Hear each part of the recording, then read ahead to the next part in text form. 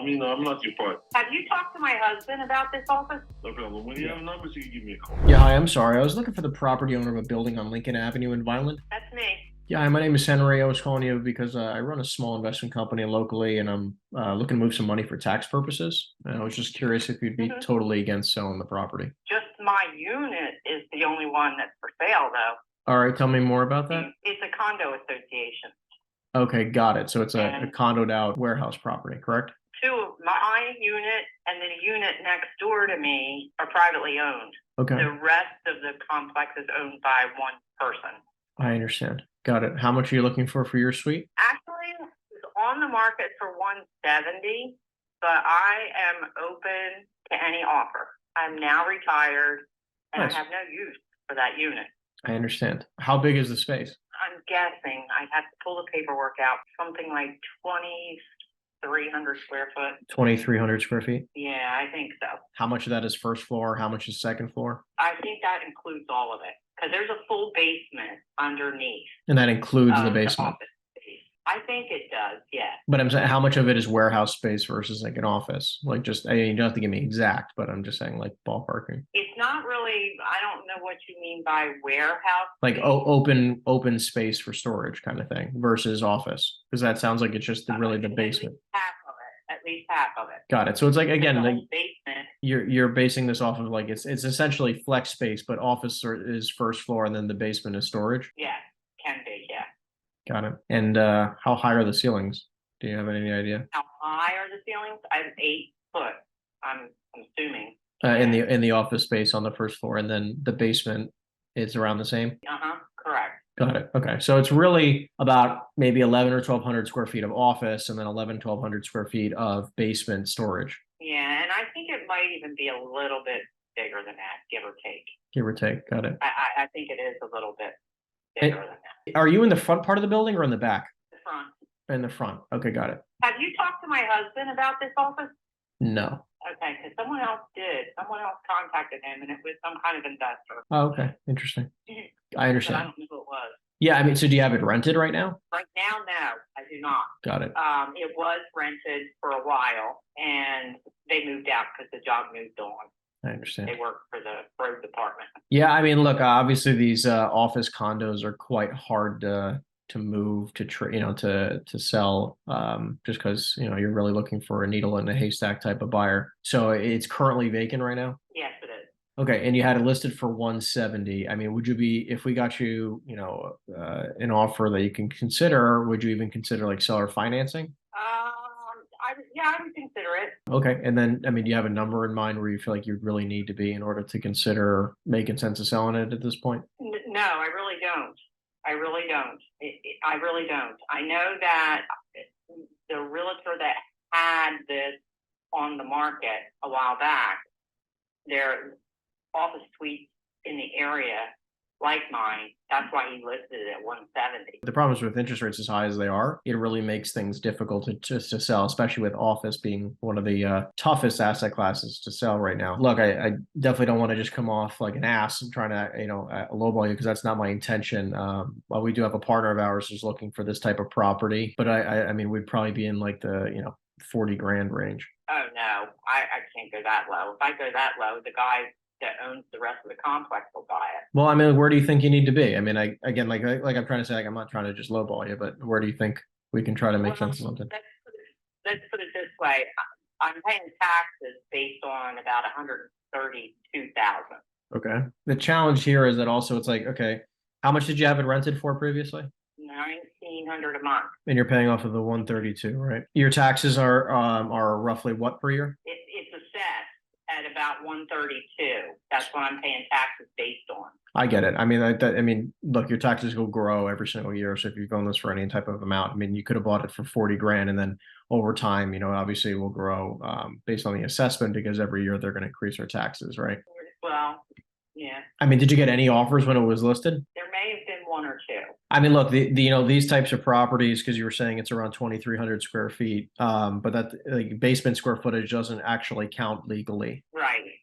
Right. So, you're paying at something like, even at, the problem is, Vineland's price per square foot for office right now is very compressed, right? It's like maybe 30 to $50 a foot. for an office building, like an entire office building. You're looking at somewhere in that vicinity, right? Like we just bought a 12,000 square foot office building, and we paid 500 grand for it, which is like $40 a foot, right? So it's like if we go based off of 1,150 square feet, which is roughly the 2,300 divided by 2, which is the office space, times $40 a foot. I mean, that's how you come up with 46 grand. Which again, I'm not trying to lowball you. It's just office is very compressed right now. Right. Where are you located? I have one office in Jersey, but we cover the whole state. I have an office in Red Bank, New Jersey.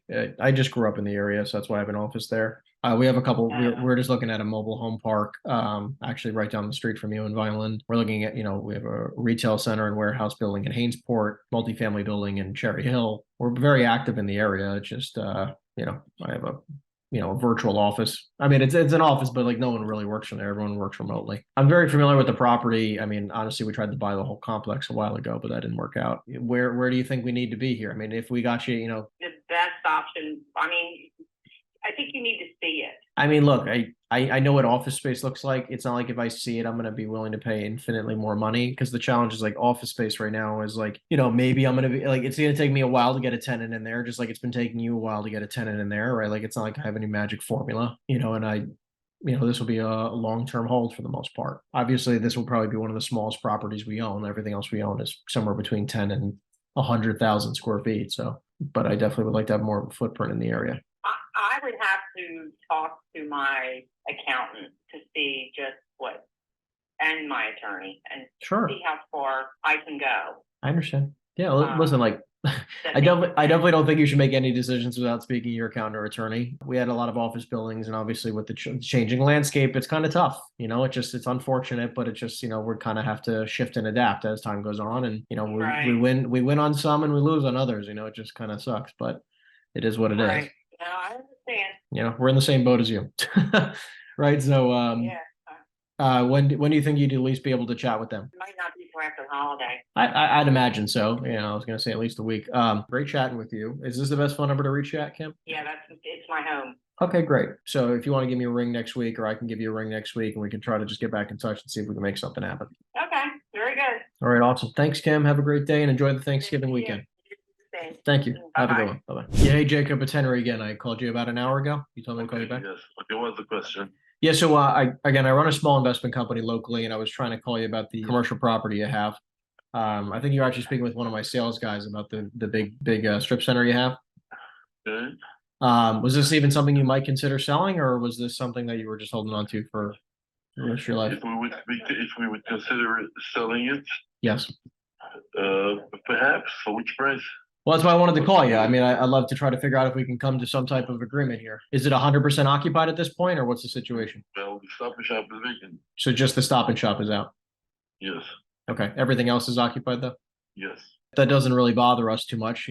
That's fine. We buy these types of properties. So how much, just want to clarify, because I see like 4 different numbers online of square footage. What's the total square footage roughly off the top of your head? I believe the Stop and Shop is like 62,000, and the strip center is I believe another like 15,000, something like that. Not in the office, I have to judge. No, that's fine. Just ballparking off the top of your head. Okay. And then do you have a mortgage of any sort, or do you own this outright? No, I have a mortgage. Okay. Yeah, I mean, look, so the 15,000 square feet is occupied, which based off, local market rent, you're probably bringing in like what, 300,000 a year net. Something like that. Got it. Okay. Give me a second. Yeah, go ahead. Yeah, so I'm just saying, like, based off of 300,000, even if we paid like a 6 cap or a 5 cap on the 15,000 feet roughly, I mean, you're looking at like a total price point of like somewhere in the 5 to 6 million range. For the strip, but then we have the vacant box. Well, the challenge with the vacant box is that, like, we might be only able to pay a couple million for it because we're going to be in the same boat as you, right? Questions. Listen, my mortgage is 12. So if how much is the mortgage payment? What the monthly payments? I don't know, but the balance of the mortgage is approximately 12. No, I know. I'm saying if we could assume your debt, and we could just this way, like, you're not paying a crazy. I don't think it's assumable. You don't think it's assumable at all? Well, how much do you pay a monthly right now, roughly? I mean, like, again, I'm not holding it to a number. I don't know. I don't want to go into more. You gotta get. I don't know. Well, the reason why I'm saying is like, okay, if you have 12 each month. 100,000 a month. Probably. Well, I'm just saying, like, look, I mean, right now, you're kind of, you're losing 70,000 a month. I mean, right now we could try to figure out something where we can try to, mitigate your loss. I mean, there's ways where you can keep the mortgage in your name and we can take responsibility. No, I'm not gonna go off of that. If I get a reasonable offer to get out of the whole thing, we can talk about it. Otherwise, I'm not. What's a reasonable offer to you? You tell me. My mortgage is 12, so what do I have to get? Well, the challenge is that, like, again, 62,000 square feet of it's vacant. So, I mean, maybe if we, obviously I know you're trying to get it rented. The property is what, 77,000 square feet roughly. Yeah. I mean, look, I mean, the building's probably worth somewhere in the vicinity of what you have a mortgage for, somewhere between 11 and 13 mil. I mean, maybe, and obviously you're losing 70,000 a month. So it's obviously, causing a little bit more of a hindrance. Listen, taking everything in consideration, you do your numbers. Tell me what you want to offer. Yeah, I mean, so even if you own 12 million, I mean, is there a number just to help you get out of it? I mean, how much do you need to? I'm saying, how much do you need to walk away with, knowing you're? In order for me to get out of this, probably 14 or 15 mil, probably. Got it. So you got to walk with like 2+ in your pocket. I'm not gonna walk away with 2+ because after all the. I'm saying before costs. Yeah, I understand. Would you at all be open to, if let's just say I got you something in that range where you walk away with 2+ before costs or something close to that effect? Would you at all be open to staying on with the mortgage and this way? Because like right now, if I get a mortgage, I'm going to have a 8% interest rate loan, and then No, I wouldn't stay with a mortgage. No. Even if I took like a master lease on it plus a couple mil down.